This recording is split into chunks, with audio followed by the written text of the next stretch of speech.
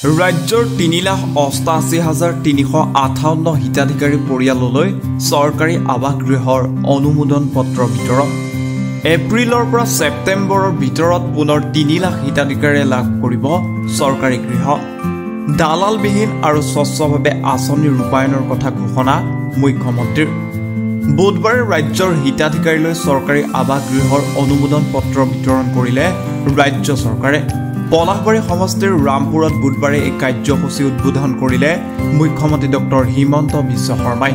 এই কাৰ্যসূচী উদ্বোধন কৰাৰ লগতে হিতাধিকাৰীৰ মাজত নিজ হাতে চৰকাৰী গৃহৰ অনুমোদন পত্ৰ বিতৰণ কৰিলে মুখ্যমন্ত্ৰী ডক্টৰ শৰ্মাই।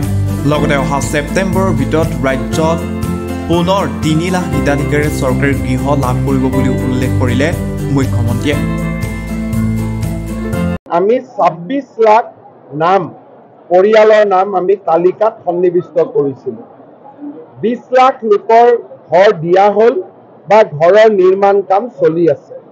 আজি ৩,৮৮,০০০ পৰিয়ালক নতুনকৈ আমি প্ৰথম কিস্তিৰ ধন বেংকৰ জৰিয়তে পঠোৱাৰ ব্যৱস্থা কৰিলোঁ। এই বছৰৰ এপ্ৰিলৰ পৰা ছেপ্টেম্বৰ মাহৰ ভিতৰত আমি আৰু ৩ লাখ মানুহক ঘৰ দিম, যাতে ২৬ লাখৰ তালিকাখন সম্পূৰ্ণ হৈ যায়। ইয়াৰ পিছতো যিসকল দুখীয়া পৰিয়ালৰ নাম আৱাস যোজনাৰ পৰা বাহিৰত থাকিলে তেওঁলোকৰ নাম পুনৰ সমীক্ষা আৰু জিঅ' টেগিঙৰ কাৰণে অভিযান আমি যোৱা পৰহি দিনাৰ পৰা আৰম্ভ কৰিছোঁ। চলিত বৰ্ষৰ অক্টোবৰ মাহৰ পৰা সৰ্বাধিক ৫ গৰাকী পৰিয়াল থকা ৰেচন কাৰ্ডৰ হিতাধিকাৰীলৈ সুলভ মূল্যত ১ কেজিকৈ দালি, চেনি আৰু নিমখ দিয়াৰ লগতে ৫ গৰাকীৰ ওপৰৰ পৰিয়াললৈ সুলভ মূল্যত ২ কেজিকৈ দালি, চেনি, নিমখ দিব বুলিও বৃহৎ ঘোষণা মুখ্যমন্ত্ৰীৰ। ৰেচন কাৰ্ডত দালি দিম, চেনি দিম আৰু নিমখ দিম। দালিৰ দাম বজাৰতকৈ ২৫ টকা কম হ'ব, চেনিৰ দাম বজাৰতকৈ ২৫ টকা কম হ'ব, নিমখৰ দাম বজাৰতকৈ ১০ টকা কম হ'ব।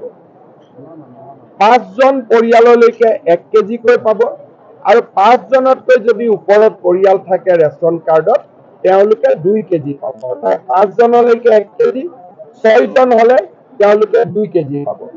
এই ব্যৱস্থাটো আমি ১ অক্টোবৰৰ পৰা আৰম্ভ কৰিম, যাতে দুখীয়া মানুহে ঘৰো পাব পাৰে, অৰুণোদয় পাব পাৰে। আমাৰ ৰেচনত চাউলে অকল নহয়, দালি নিমখো পাব পাৰে। এই গোটেই ব্যৱস্থাবিলাক আমি কৰিছোঁ। এই উদ্বোধনী অনুষ্ঠানত মুখ্যমন্ত্ৰী ডক্টৰ হিমন্ত বিশ্ব শৰ্মাৰ লগতে মন্ত্ৰী ৰঞ্জিত দাস, বিধায়ক হেমাংগ ঠাকুৰীয়া আৰু বিধায়ক সুমন হৰিপ্ৰিয়াও উপস্থিত থাকে। লগতে এই আৱাসগৃহৰ অনুমোদন বিতৰণ কাৰ্যসূচীত প্ৰায় ২ সহস্ৰাধিক লোক উপস্থিত থকা পৰিলক্ষিত হয়।